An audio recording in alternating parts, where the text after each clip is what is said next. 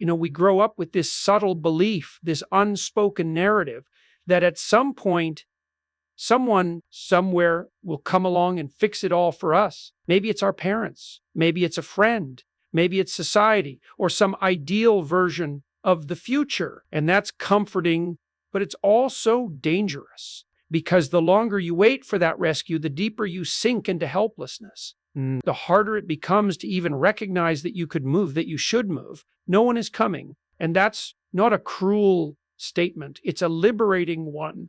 The moment you internalize this deeply and honestly, you reclaim your agency, you realize that the only person capable of truly understanding the depth of your chaos, the nuance of your pain, and the precise texture of your potential is you. It has always been you. That doesn't mean you're alone in the world, but it does mean the responsibility is yours. Now, responsibility is a heavy word.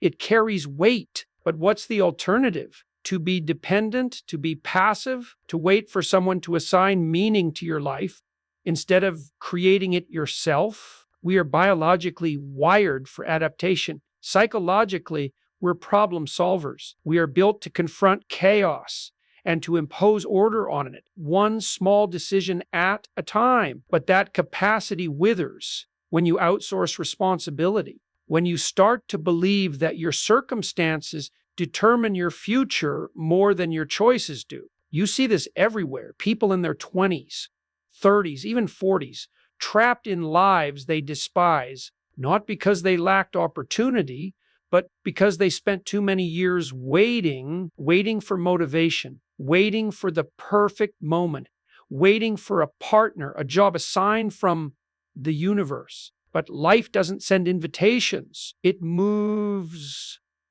with or without you. And here's the uncomfortable truth. You can be intelligent, talented, even gifted. But if you never take ownership of your direction, your gifts go unused.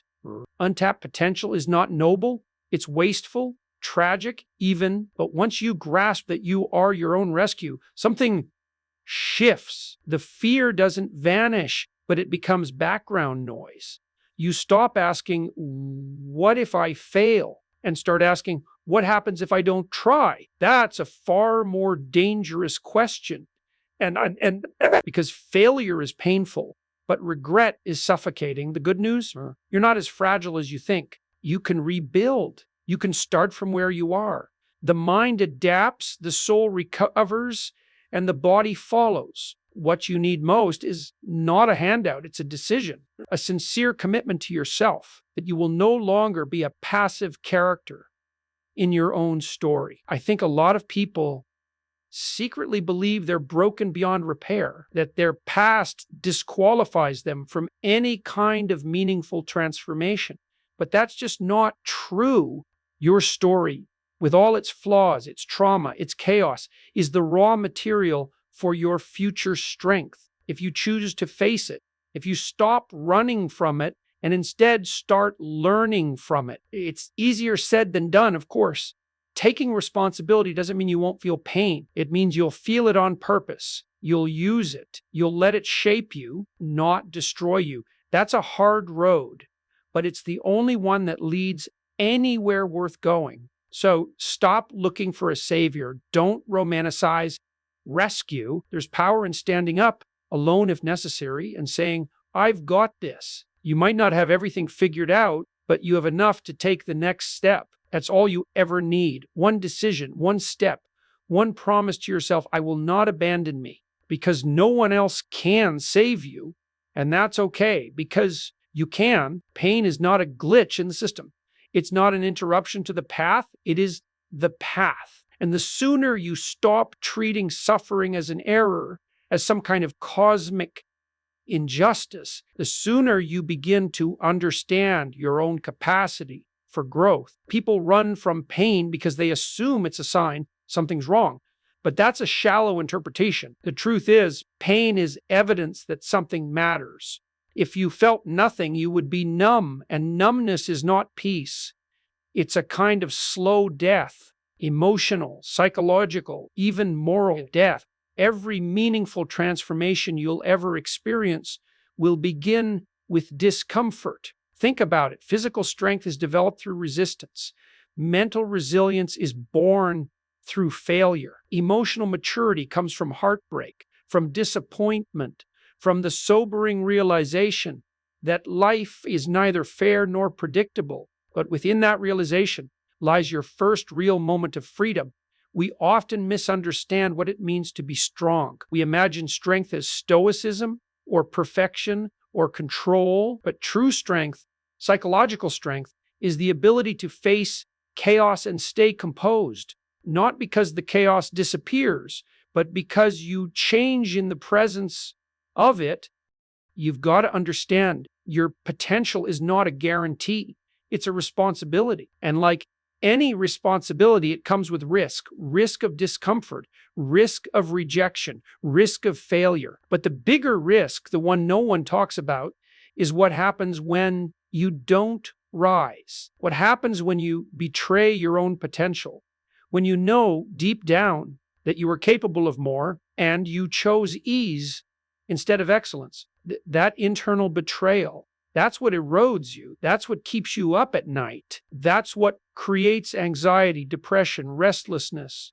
Not just external factors, but the painful awareness that you're not living in alignment with who you could be. You see, we often avoid greatness because it demands transformation. And transformation requires death of who you were, death of your comfort, your old stories, your past excuses. It's painful, it's inconvenient, but it's necessary. Because the truth is, you cannot become more without sacrificing less. And many people aren't willing to make that exchange. We live in a culture that tells you to love yourself as you are. And yes, that's a starting point, but it's not the destination. Real self-love includes accountability. It says, I care about myself enough to expect more from me. It pushes you beyond the shallow comfort of self-acceptance into the hard, honest work of self-respect. And let's clarify what we mean by greatness. It's not about being famous. It's not about applause or validation. Greatness is about being excellent at being you. It's the disciplined pursuit of who you were created to become, with all your gifts, with all your flaws, in full expression and full integrity. That requires vision, not fantasy vision. The ability to imagine a future worth suffering for, because that's what greatness demands, sacrifice. You don't get to coast your way to excellence. You work for it. You grind. You fail. You show up on the days when no one claps, when no one notices, when every part of you wants to quit, and you keep going anyway. Why? Because there is a fire inside you that refuses to die quietly. But most people don't listen to that fire. They suppress it, they medicate it, they drown it in entertainment, in comfort, in conformity. And over time, they become shells, externally functional, internally hollow. And that's a kind of death far more tragic than physical death. It's the death of potential, the death of purpose, the death of your true self. Don't let that happen to you. Refuse to settle. Refuse to live at Byfinger elixirs of your capacity just because Byfinger elixirs good enough. Good enough for what? To get by? To be tolerated? To avoid criticism?